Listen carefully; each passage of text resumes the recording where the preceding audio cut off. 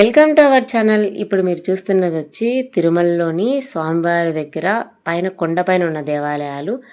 First అయితే శ్రీవారి పాదాల దగ్గరికి వెళ్తున్నాం. మేమందరం శ్రీవారి సేవకు వచ్చాం.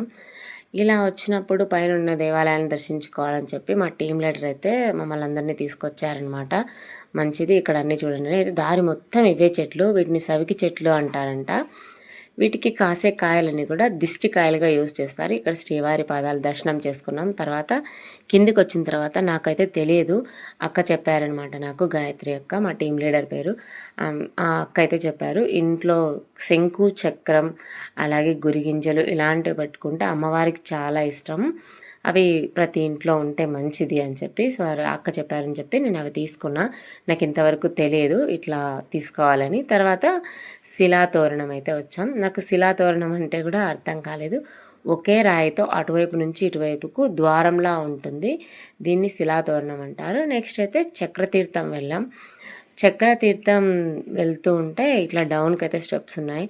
కొంచెం మిడిల్లోకి వెళ్ళిన తర్వాత వాటర్ అయితే కింద ఉన్నాయి. వాటర్లో చూస్తుంటే అక్కడక్కడ పాములు కూడా కనిపిస్తున్నాయి.